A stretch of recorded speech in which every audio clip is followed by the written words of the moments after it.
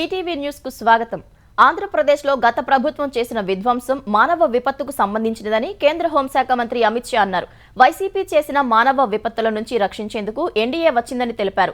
మోదీ, చంద్రబాబు నాయకత్వంలో ఏపీలో మూడింతల ప్రగతి సాధిస్తామని చెప్పారు. కృష్ణా జిల్లా కొండపావులూరులో ఎన్డీఆర్ఎఫ్ ఆవిర్భావ వేడుకల్లో సీఎం చంద్రబాబు, ఉప ముఖ్యమంత్రి పవన్ కళ్యాణ్తో కలిసి పాల్గొన్న అమిత్ షా 10వ బెటాలియన్ ఎన్డీఆర్ఎఫ్ ప్రాంగణాన్ని ప్రారంభించారు. Tirupati regional forensic science lab ను వర్చువల్ గా ప్రారంభించారు. 6 నెలల్లో ఏపీకి 3 లక్షల కోట్ల విలువైన సహకారం అందించామని తెలిపారు. ఆంధ్రుల ఆత్మగౌరవంతో ముడిపడిన విశాఖ స్టీల్ ప్లాంట్ ను ముందుకు తీసుకెళ్తామన్నారు. ఏపీకి జీవనాడి అయిన పోలవరం ద్వారా 2028 లోపు నీళ్లు పారిస్తామన్నారు. ఏపీ అభివృద్ధి కోసం చంద్రబాబుకు మోదీ అండదండలు ఉన్నాయని అమిత్ షా స్పష్టం చేశారు. ఎన్నికల సమయానికి వెంటిలేటర్ పై ఉన్న ఆంధ్రప్రదేశ్ కేంద్రం ఆక్సిజన్ ఇవ్వడంతో బయటపడిందని సీఎం చంద్రబాబు తెలిపారు. వెంటిలేటర్ నుంచి బయటపడినప్పటికీ ఇంకా కోలుకోలేదన్నారు. దేశ అభివృద్ధిలో భాగస్వామ్యం అయ్యేందుకు కేంద్రం మద్దతు ఇంకా కావాలని కోరారు. గోదావరి బనకచెర్ల ప్రాజెక్టుకు సాయం చేయాలని కోరారు. ప్రధాని నరేంద్ర మోదీ కలలను సాకారం చేసేందుకు అందరం కృషి చేస్తున్నామని చెప్పారు. ఏపీలోనూ విజన్ 2047 లక్ష్యంగా ముందుకెళ్తున్నామని తెలిపారు. 2047 నాటికి ప్రపంచంలో భారత్ అగ్రస్థానంలో ఉంటుందని చంద్రబాబు ఆశాభావం వ్యక్తం చేశారు. గత 5 ఏళ్లలో ఏపీకి వచ్చిన విపత్తును ఎన్డీఏ సర్కారు తప్పించిందని ఉప ముఖ్యమంత్రి పవన్ కళ్యాణ్ అన్నారు. గత 6 నెలల్లో ఏపీకి సహాయం అందించిన కేంద్రానికి ఆయన ధన్యవాదాలు తెలిపారు. ఎన్డీఆర్ఎఫ్ సిబ్బంది లక్షల మంది ప్రాణాలు కాపాడారని పవన్ కొనియాడారు. విజయవాడ వరదల్లో ఎన్డీఆర్ఎఫ్ అందించిన సేవలకు కృతజ్ఞతలు తెలిపారు. ఎస్సీ ఎస్టీలకు ఉచిత విద్యుత్ పథకానికి తూట్లు అంటూ వైసీపీ చేసే విష ప్రచారాన్ని ప్రజలెవరూ నమ్మొద్దని ఏపీ విద్యుత్ శాఖ మంత్రి గొట్టిపాటి రవికుమార్ స్పష్టం చేశారు. విద్యుత్ వ్యవస్థపై జగన్ అసత్యాలతో బురద చల్లుతున్నారని మండిపడ్డారు. 5 ఏళ్లు విధ్వంసం చేసిన విద్యుత్ వ్యవస్థను సీఎం చంద్రబాబు సరిదిద్దుతున్నారని గుర్తు చేశారు. ప్రజలకు నాణ్యమైన విద్యుత్ అందించడం చూసి వైసీపీ నేతలు తట్టుకోలేకపోతున్నారని దుయ్యబట్టారు.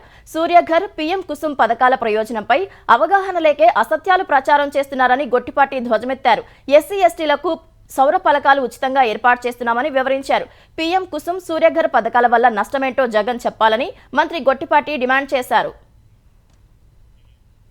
ముఖ్యమంత్రి రేవంత్ రెడ్డి సింగపూర్ పర్యటనలో భాగంగా హైదరాబాద్ లో 450 కోట్ల పెట్టుబడులు పెట్టేందుకు క్యాపిటల్ ల్యాండ్ సంస్థ ముందుకొచ్చింది. సింగపూర్లో క్యాపిటల్ ల్యాండ్ ప్రతినిధులతో సీఎం రేవంత్ రెడ్డి, మంత్రి శ్రీధర్ బాబు సహా రాష్ట్ర బృందం సమావేశం కాగా తర్వాత పెట్టుబడులను ఆ సంస్థ ప్రకటించింది. నగరంలో 10 లక్షల చదరపు అడుగుల విస్తీర్ణంలో ఐటీ పార్క్ ను క్యాపిటల్ ల్యాండ్ నిర్మించనుంది.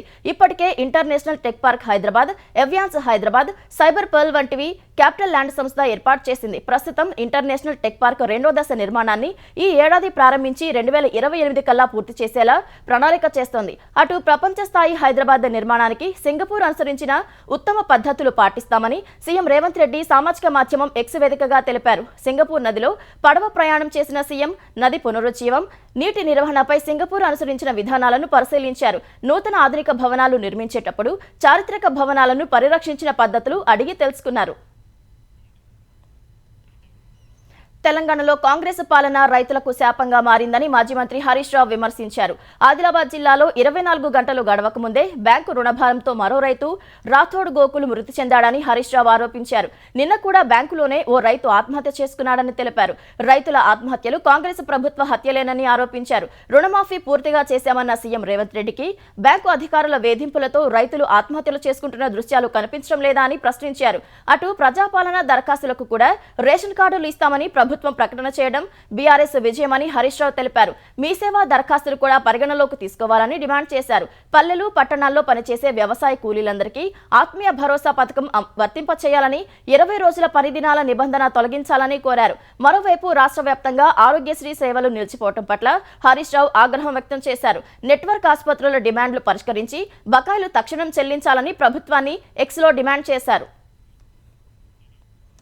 కాంగ్రెస్, బీఆర్ఎస్ నాణ్యానికి బొమ్మ బొరుసు లాంటివని, గతంలో తెలంగాణను బీఆర్ఎస్ దోచుకుంటే ఇప్పుడు కాంగ్రెస్ దోపిడీ చేస్తుందని బీజేపీ తెలంగాణ అధ్యక్షుడు కేంద్ర మంత్రి కిషన్ రెడ్డి విమర్శించారు.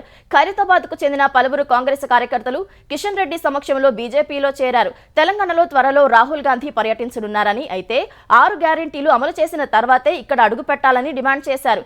జాబ్ క్యాలెండర్ ఎందుకు అమలు చేయలేదో నిరుద్యోగులకు చెప్పి తెలంగాణకు రావాలన్నారు. తెలంగాణలో జవాబుదారీ పాలన రావాలంటే డబుల్ ఇంజన్ సర్కారు రావాలని కిషన్ రెడ్డి పేర్కొన్నారు. కేంద్ర ఎన్నికల సంఘం ఎప్పటికప్పుడు సాంకేతికతను వినియోగించి ఓటింగ్ ప్రక్రియను ఆధునీకరించిందని ప్రధాని మోదీ అన్నారు.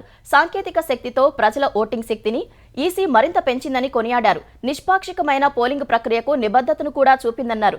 118వ మన్ కీ బాత్ కార్యక్రమంలో భాగంగా దేశ ప్రజలను ఉద్దేశించి రేడియోలో ప్రధాని మాట్లాడారు. ప్రతి నెల చివరి ఆదివారం ఈ కార్యక్రమాన్ని నిర్వహిస్తున్నప్పటికీ రిపబ్లిక్ డే దృష్ట్యా ముందుగానే వచ్చిందని చెప్పారు. ఈ గణతంత్ర దినోత్సవం రోజున రాజ్యాంగం అమల్లోకి వచ్చి 75 వసంతాలు పూర్తి చేసుకోనుందని ప్రధాని పేర్కొన్నారు.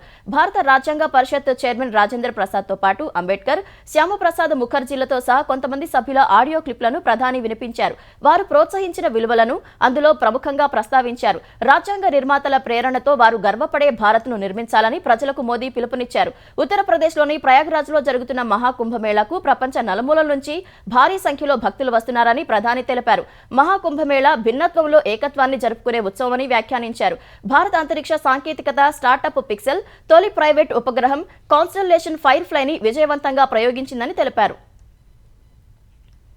నిజామాబాద్లో పసుపు బోర్డు ఏర్పాటును స్వాగతిస్తున్నామని, ప్రకటించిన తీరుపై మాత్రం అభ్యంతరాలున్నాయని బీఆర్ఎస్ ఎమ్మెల్సీ కల్వకుంట్ల కవిత చెప్పారు. రాష్ట్ర ప్రభుత్వానికి స్థానిక ప్రజా ప్రతినిధులకు సమాచారం లేకుండా పసుపు బోర్డును ప్రారంభించడం బాధాకరమన్నారు. రాజకీయాల కోసమే పసుపు బోర్డు ప్రకటించారని ఆరోపించారు.